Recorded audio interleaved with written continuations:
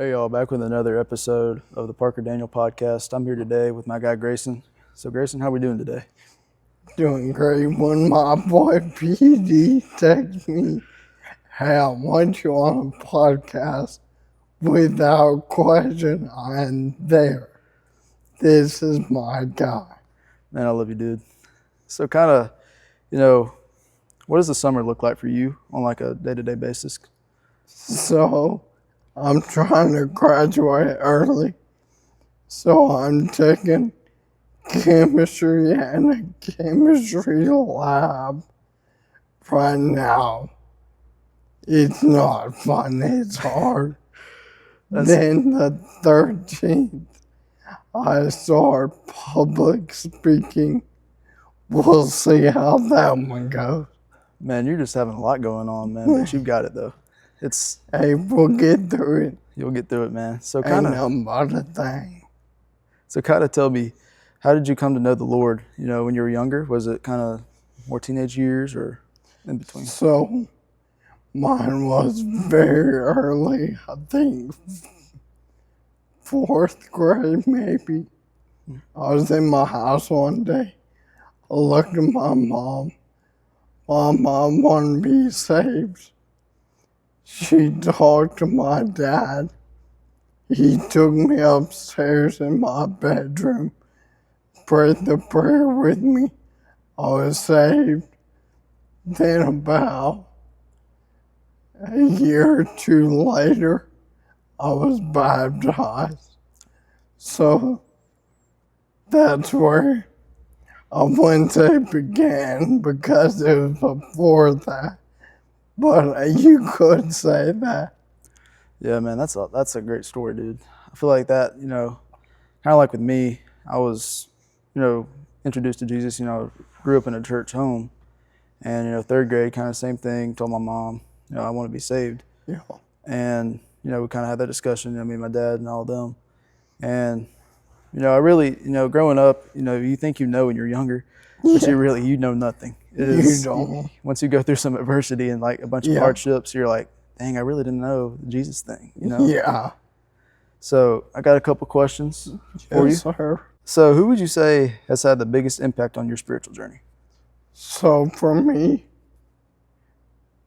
both my parents, but more specifically my mom, she is like on me all the time about the Lord, all this and how good He's been to me, how good He is.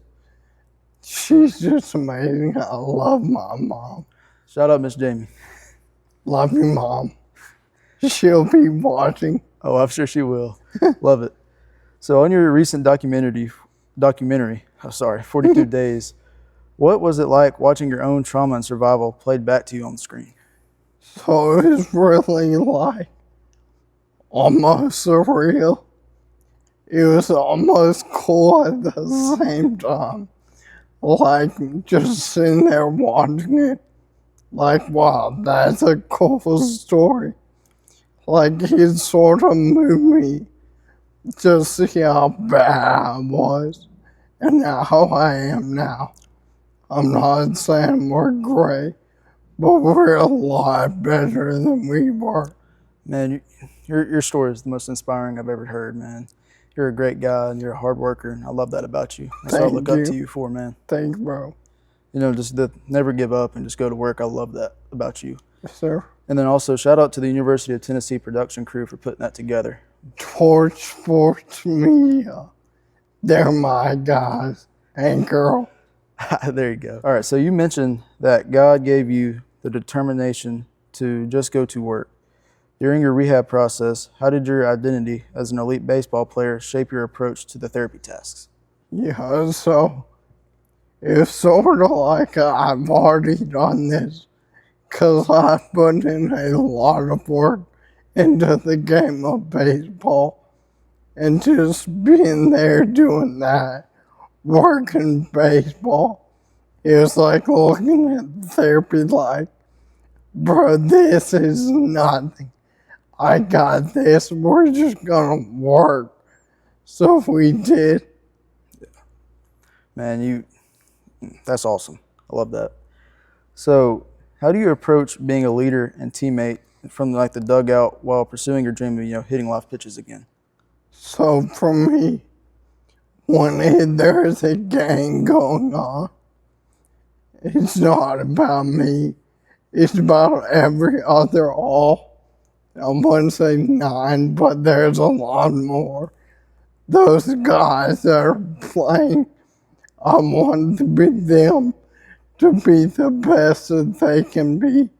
So I just try and be there for them, help motivate them, bring energy, whatever I can do to make them the best they can be. Right, I'm sure you do the best job of anybody in that dugout, man. You're a great guy. I'll try. Man, you're such a leader. So, if an athlete watching this, loses their career or faces a sudden, catastrophic injury tomorrow, what is the very first piece of advice you would give to them?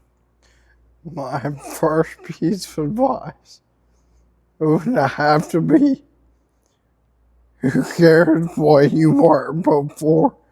You're this guy now. My dad said this to me. He motivates me a lot.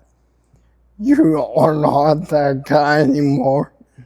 Be this guy. Be the best version of this guy every single day, and you'll get there. Man, shout out Mr. David, the GOAT. What is your favorite Bible verse? I know you have a couple tattoos and stuff, so kind of. My favorite Bible verse is right there. Isaiah 41:10. Fear not, for I am with you. Be not dismayed, for I am your God. I'll strengthen you. I will help you. I will uphold you with my righteous right hand. Amen, brother. I love you, dude. I love you, bro. Thank you so much for getting on this podcast.